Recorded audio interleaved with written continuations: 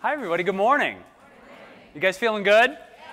Let me hear it. I feel good. I feel good. Again, I feel good. I feel good. Yeah, because it starts in the mind, right?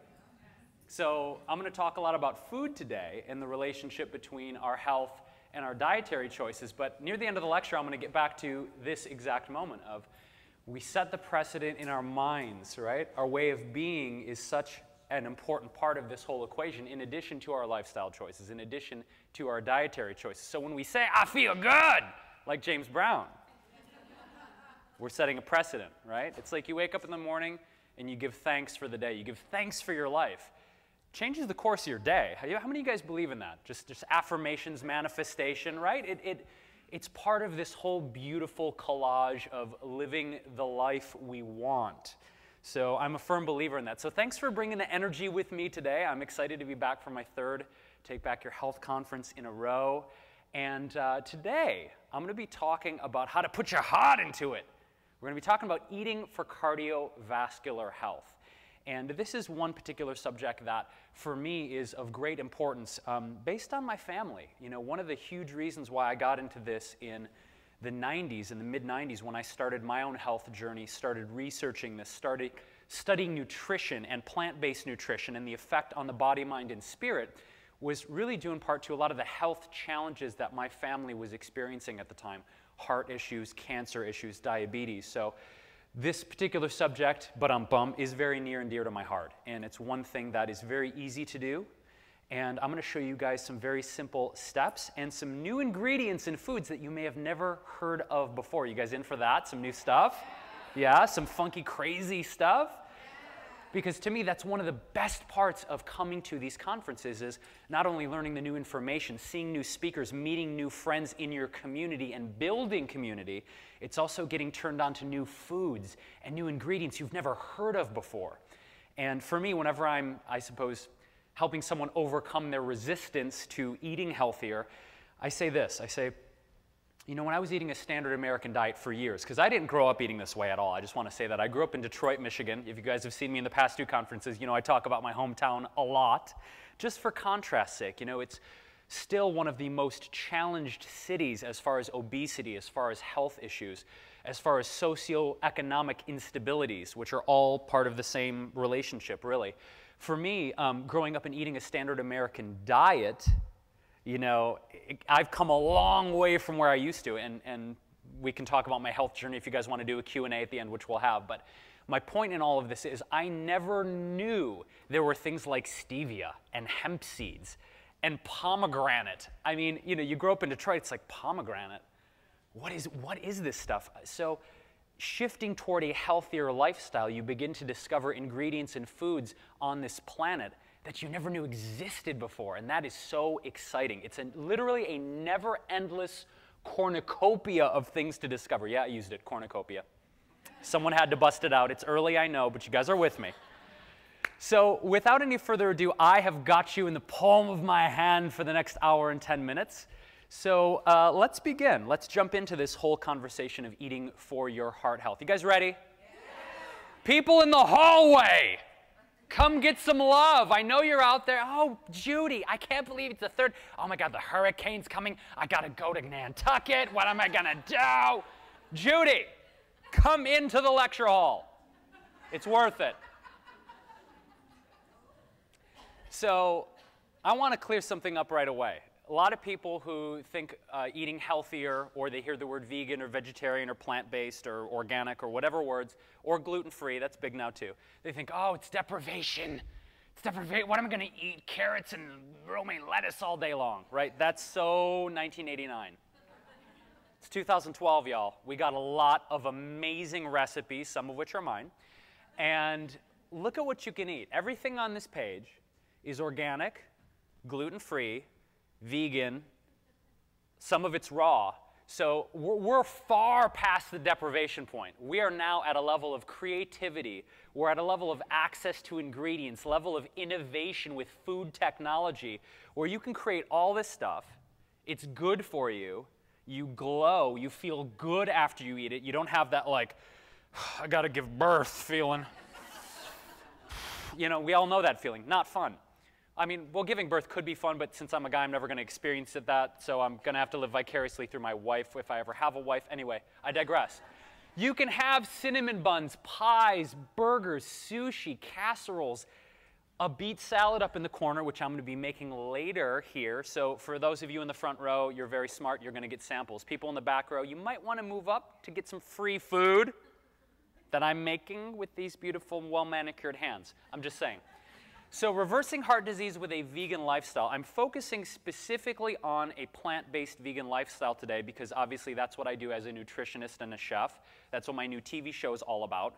And I'm going to explain why there's certain research that's backed this up for the past several decades. So keep focusing on the cinnamon buns. Where's that laser pointer on here? Cinnamon. Sticky cinnamon buns. Now that I've got you entranced. So the innovator. Let's talk about how this whole concept of reversing heart disease and lifestyle and plant-based diet contributing to a healthy heart. The first Western doctor that had documented research is a man by the name of Dean Ornish, Dr. Dean Ornish. How many of you heard of Dr. Dean? Raise your hands, right? This guy, I remember back in the 80s when my mom and I were talking about eating healthier, like, you know, let's do some sushi and turkey burgers. Let's like experiment. Let's eat brown rice crackers, Mom, like in the late 80s. The two people I remember really on the cusp of this movement for me were Dr. Dean and John Robbins, who was the keynote speaker at the last Take Back Your Health conference. That was amazing. It was like, John Robbins, oh my God, he's amazing. I was so starstruck. I don't get starstruck often, but with John Robbins, I was starstruck. Haven't met Dean yet, but Dean Ornish is the first medical doctor in Western medical history to have successfully reversed the symptoms of heart disease with a plant-based diet and holistic lifestyle. You can look up his research online. He's based out of San Francisco, and he started his research and his work in 1977, the year I was born. Don't remember that. But he directed a series of clinical research studies demonstrating for the first time that a comprehensive lifestyle change could not only stop the progression of coronary arterial disease, but could actually reverse it. So what this man did was prove something that Western medicine had said could not be done. And that's another part I want to bring it back to, of our mental state, right? Of, oh, I can't lose that weight, you know, I don't know if I can. Trust me on this. We are proving every day there is research and science and spirituality merging in the world right now today in a powerful way that is showing these things we were convinced from childhood could not be done by the experts. This man proved it could be done. Lifestyle changes, diet choices, you can reverse atherosclerosis, you can reverse heart disease. That was a breakthrough, massive breakthrough. And what we're seeing now is there are key ingredients and key foods you can eat and key lifestyle choices based on Dr. Dean's research back from the 70s that are still relevant today. And we've got some new weapons in the arsenal to show you guys. So look up Dean. Dr. Dean is the man. He's a true luminary. He's one of the innovators. So let's jump in. Feeding your heart for the long haul. How many of you guys want to live to 100? Honestly. Beyond. Okay, thank you. Like, let's shoot for the moon. Because we've got some catching up to do. The Guinness Book of World Records oldest living woman, Jeanne Calment, I think she lived to 124? 124? And dig this, I might have mentioned this in the last lecture. They're all kind of bleeding in together. I've done this 3 times. I don't remember what I said last time, but she ate a diet that was high in dark chocolate, olive oil, locally grown French foods. She lived in France. So if we think about local, we think about sustainable farming, growing what's in our area organically. We think about the benefits of omega fatty acids and antioxidants and things like olive oil. And we think about the magnesium and all of the heart-healthy benefits of something like dark chocolate, which I will talk about. Right? We see a correlation. That woman lived to 124 plus. She's eating chocolate, people. Not a bad way to live. So let's talk about our top 5 nutrients for a healthy heart. We've got magnesium, which I just mentioned. We've got omega fatty acids. Here's a new one that here's 3 that I'm really going to get. We're going to get juicy, kids. We're going to get real juicy with vitamin K2. We're going to get into something that is extremely potent in maintaining a healthy heart, nattokinase, a very specific enzyme only found in one food on the planet. And then we've also got resveratrol. So let's jump in. You guys ready? Yeah. Let me share a lengthy diatribe with you. I'm not just a chef, I'm also a science major. So the benefits of magnesium. Now, there are a ton of benefits to magnesium, one of which is actually relaxation. A lot of people will use topical magnesium. There's a lot of great sprays out now. There's one by a company called Ancient Minerals. A lot of people will actually spray magnesium topically, rub it into their skin, then jump into the shower. That's a great way to get it. I'm going to focus, however, on internal consumption of magnesium. You could do both. There's really no right or wrong way. You could do topical, you could do internal. Either way, magnesium is a critical, critical thing in your daily lifestyle. Here's the reason. It's good to treat heart disease because it's showing a decrease in ischemic heart disease and sudden death found in communities drinking hard water, right? So people that have hard water, and I'm not saying go drink tap water, I'm not advocating that. I'm just saying in communities that do have hard water, where there's magnesium in the water, they're seeing a lower correlation of things like platelet clumping, strong blood vessel dilating properties, and effectively blocking the action to dangerous heart rhythms. Very interesting. In addition to preventing atherosclerosis, magnesium promotes dilation of blood vessels, improves the functioning of the heart muscle. While taking extra magnesium by the mouth, in extreme cases, sometimes magnesium injections are needed. Now, that's not very common. There's not a lot of people who are so magnesium deficient, they need injectable magnesium, but the only way to find out really is to go get your panels tested. How many of you guys have gone and done a comprehensive panel test or a blood test with your doctor? Only a few. Yeah, this is a very important thing because no matter what I'm going to say here today, no matter what any of the other health lecturers are going to say at this conference, unless you go in and you go see an MD or ND, naturopathic doctor, who has the ability to take your fluids and do a comprehensive panel analysis is what they call it. So blood, saliva, they might do a hair sample, they might do a stool sample. They really want to see what your vitamin, mineral, enzyme levels are. That's very important because if you don't, guess what? This is all just theoretical. Oh, I might be magnesium deficient, I might be calcium deficient. The only way to know for sure is to go get your panels tested. So go find someone. You have a community here, right? That's why we're here together. So any of the people, raise your hands again who've gotten your panels tested. Okay? See these people who've gotten their panels done? Go talk to them. Find out who they went to. Find out what the experience was like for them so you can find out if you are magnesium deficient. I just wanted to make that point. Moving on. So magnesium helps relax your muscles. Like I said, a lot of people who take it topically. If you take a little magnesium before bed, if you're stressed out, magnesium helps to calm the nervous system, build stronger bones, help to improve elimination, muscle flexibility, blood alkalinity, and helps with your mental focus. Magnesium is awesome, very critical nutrient. It's a primary alkaline mineral that opens up 300 elimination pathways, good for detoxing, very important, and can be directly transmuted into calcium, right? A lot of people are like, oh, got to get my calcium, got to get my calcium. It's actually, in my research that I've seen, more important to have magnesium than directly the calcium itself. Check that out, research that for yourselves. Great sources, raw cacao. We talked about dark chocolate. We've got chlorella, spirulina, AFA, blue-green algae, pumpkin seed oil. Dark leafy green vegetables like kale, collard greens, and bitter greens like dandelions. So there are a ton of great plant sources to get your magnesium in addition to supplements. There's another great liquid supplement out there from a brand called Mineral Life, which is a liquid aqueous magnesium you can take under the tongue. Okay, second nutrient here, we've got omega fatty acids. Now, omega fatty acids are broken up into 3 different categories. There's omega-3s, there's omega-6s, and there's omega-9s. I just wanted to do that to get the whole body into it. So omega-3 and omega-6 fatty acids are 2 very special polyunsaturated fats that are considered especially heart healthy because they not only lower your LDL cholesterol, but help stabilize the heart's rhythm, thin your blood, and decrease inflammation in the body. So if you have a lot of workouts, or maybe you have hypertension, or you have some things where there's a lot of inflammation, joint pain, muscle aches, issues like that, omega-3s are very good to decrease the inflammation in the body. Omega-6s are plentiful in our food supply, but omega-3s are much more limited. Now, you can get omega-3s in fish, such as salmon, walnuts, olive oil, soy products, ground flaxseed, and flaxseed oil. The only caveat with soy and flax I want to mention is the phytoestrogenic content. If perhaps you have high estrogen levels, or for men especially who who have low testosterone, I wouldn't necessarily recommend a large consumption of soy or flax products for people like that. I do soy products, fermented soy and flax in moderation. I don't eat them all the time, though, for my body, simply because of my testosterone balance. I like to keep it high. I do, because that's one thing. That's a whole nother lecture, maybe for the spring, about hormonal balance and testosterone deficiencies in men. That's a huge epidemic. We'll get into that. That's plastic and plastic consumption, too much soy products. But anyway, my point is soy in moderation, flax in moderation, depending on your particular hormone balance. A proper balance of omega-3, omega-6, and 9 fatty acids help with brain and nervous system, support your cardiovascular health, and vital neurological brain function.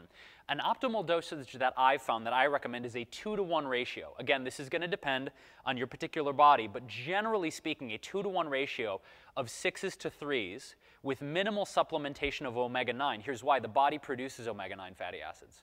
So you don't need to focus so much on the 9s. I would focus more on the 3s, a little bit on the 6s, not so much on the 9s.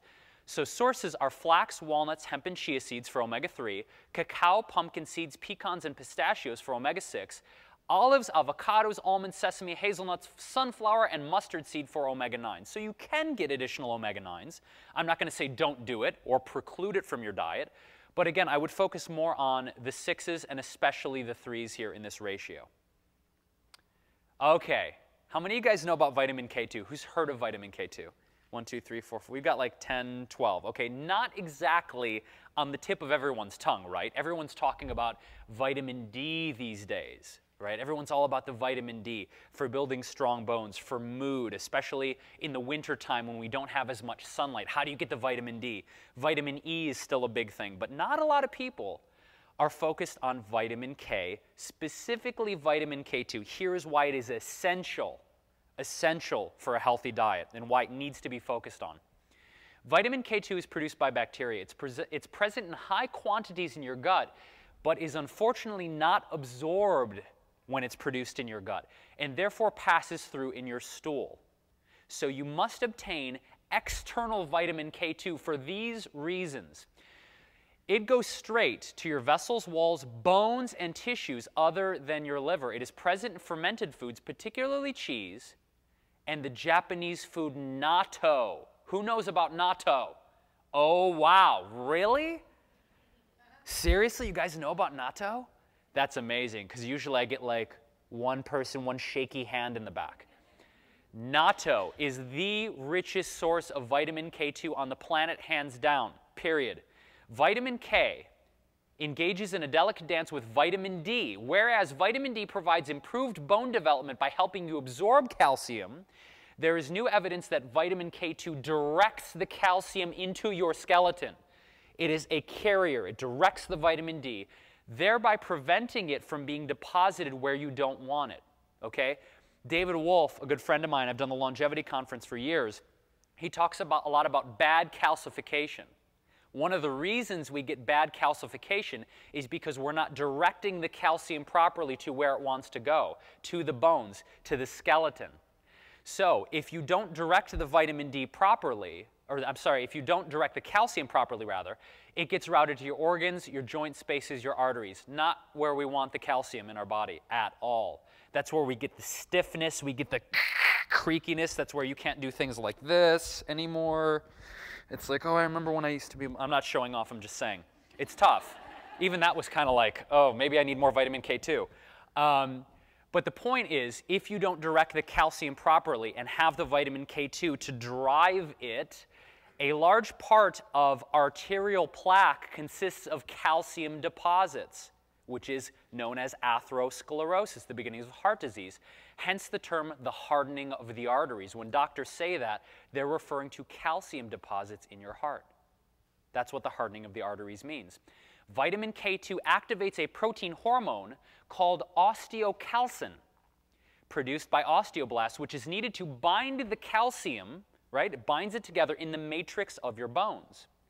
So osteocalcin also helps to prevent calcium from depositing into your arteries. So in other words, without the help of vitamin K2 regularly supplemented in your diet, the calcium that your vitamin D so effectively lets in might be working against you.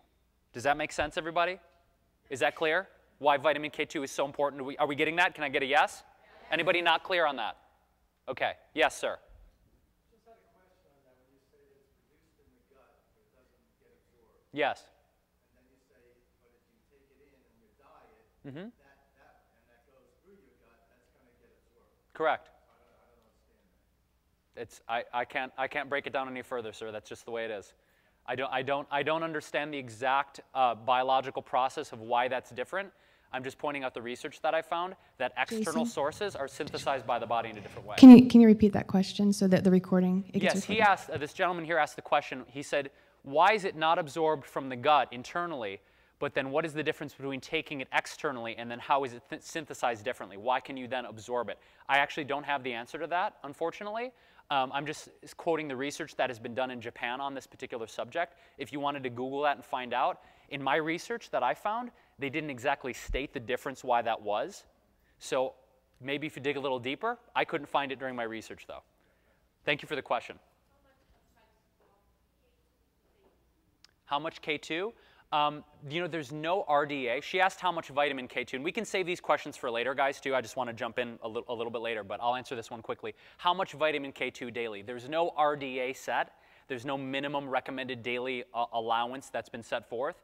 What I would do, though, is whether you're into natto and you want to go to a Japanese market and find some natto, or you're into certain fermented cheeses, I would just take a little bit each day. And what I like to do is you eat a little bit of a particular fermented cheese, you eat a little bit of natto, maybe a tablespoon every day, that should be fine. But again, if you're supplementing with vitamin D, or you're getting a lot of sunlight, or you're concerned about vitamin D supplementation, you need the K2 with the vitamin D. It's critical. It's critical to make sure the calcium is driven to the right places in your skeletal system. But natto, again, it's important that you find non-GMO natto, because a lot of soybeans, unfortunately, these days, it's one of the most genetically modified crops we have. You can find organic, non-GMO natto. Again, if you guys have Japanese markets, Asian markets around here, okay, so call them up, find out if they carry natto, and if they don't have an organic, non-GMO natto, there are Japanese companies that manufacture it, and American companies. There's a company in San Francisco that, I can't remember the name right now, but you can research it. Just put organic natto, and if they don't have it, request them to start carrying it. What exactly is natto? I'm going to get into that in the next slide. Thank you and again, just more questions. We'll save them for the last 10 minutes, guys. Okay, so here we go. Natto. Nattokinase. Okay, nattokinase, if we're going to go back to these fermented soybeans, it's an enzyme that is extracted from a popular Japanese food called natto. Natto is boiled soybeans that have been fermented with a bacterium called Bacillus natto. Now, natto has been used for a long, long time in Japanese cultures. It's been used as a folk remedy for diseases of the heart and circulatory system for hundreds of years. You won't find nattokinase in any other soy foods. In fact, you won't find this enzyme in any other foods other than natto. It's a specific enzyme that is only present during the fermentation process of this food. I don't know why. It's just the reaction that occurs when you combine the Bacillus natto with the boiled soybeans. It's the only food I've ever found that has this particular enzyme. Nattokinase is produced, again, through the specific fermentation process and is used to make natto. Now, it is sometimes promoted in the alternative medicine community as a clot buster and a blood thinner, or as a substitute for daily aspirin therapy. I'm not recommending that. I'm just saying that's how people use it. There does appear to be some evidence for the effectiveness of nattokinase in treating heart disease. Again, Japanese studies have done decades of research on this. There's also evidence of nattokinase being effective in the catabolism of the toxic amyloid fibrils. Wow, that's a mouthful. Being effective in the catabolism of toxic amyloid fibrils associated with Alzheimer's disease. Basically, what they're seeing is they're seeing greater mental clarity in Alzheimer's patients. What that translation means. They're seeing greater mental clarity, greater recall in the research of Alzheimer's patients, to clear up what that means.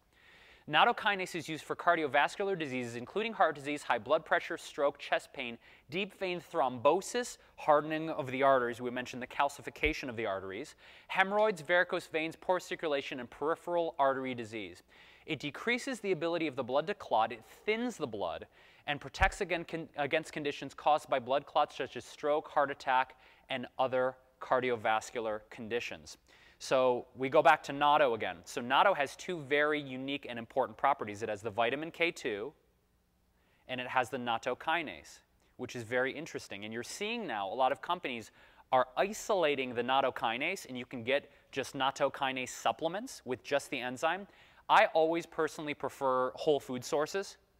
You know, I'm not against supplementation if it's proper and appropriate for the body, but rather than getting it in pill form, I'd rather direct you guys to the actual whole food product.